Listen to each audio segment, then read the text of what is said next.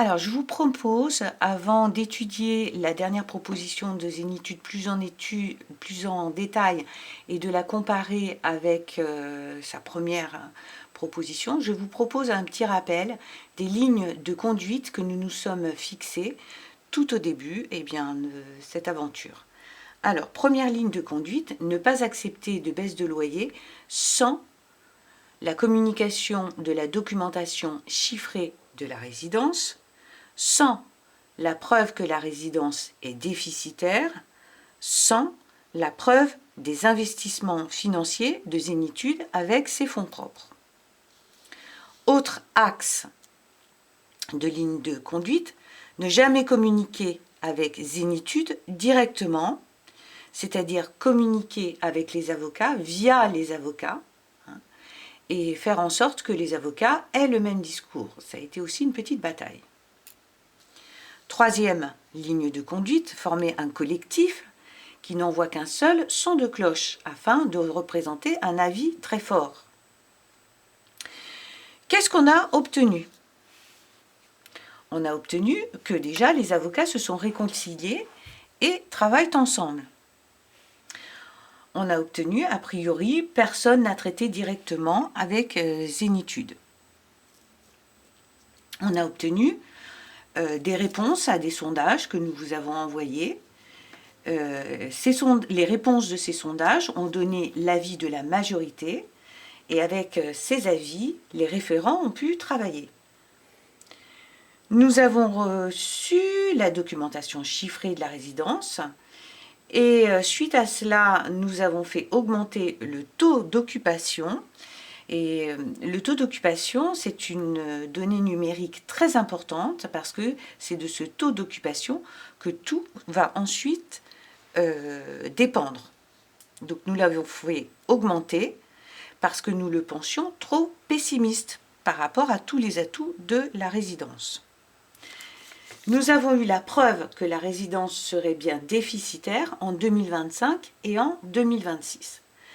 Par contre, nous n'avons absolument pas vu d'investissement de fonds de Zénitude, de ses fonds propres.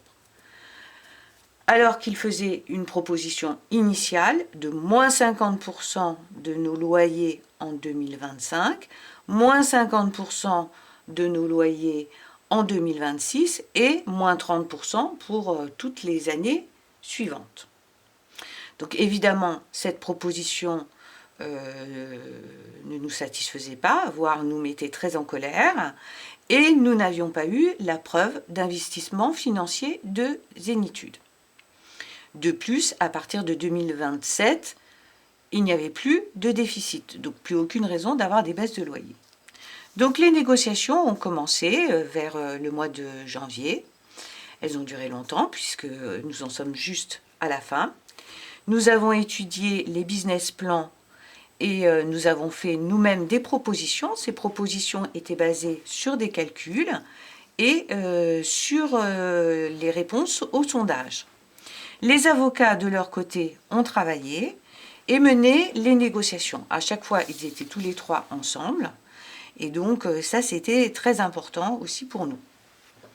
Aujourd'hui, les négociations sont terminées. Il ne peut pas y avoir d'amélioration par rapport à la dernière proposition qui nous a été communiquée par les 3 cabinets d'avocats hier, vendredi 28 mars 2025. Alors, si vous n'avez pas reçu de mail d'un cabinet d'avocats, c'est parce que vous n'en êtes pas mandataire. Et seuls les mandataires peuvent profiter de cette dernière offre due à la négociation. Vous avez toujours le temps de devenir mandataire pour profiter de cette offre. En tout cas, que vous soyez mandataire ou pas mandataire, vous allez être sondé sur cette dernière offre. Alors, quelle est cette dernière offre? Pas de paiement de décembre 2024. Bon, on ne l'a pas eu et il n'y a pas de rattrapage. Ensuite, moins 15% de baisse de loyer en 2025. Autre façon de voir les choses, cela veut dire que vous avez perdu le mois de décembre et qu'en 2025, 15% de baisse de loyer, ça représente 1,8 mois dans l'année. Ça veut dire qu'au total, vous aurez perdu 2,8 mois, c'est-à-dire presque 3 mois de loyer, presque un trimestre de loyer au total, et ensuite tout revient à la normale. Dans une prochaine vidéo, je vais vous montrer à quel point maintenant, dans sa proposition, Zénitude est obligé d'investir ses fonds propres avec cette proposition.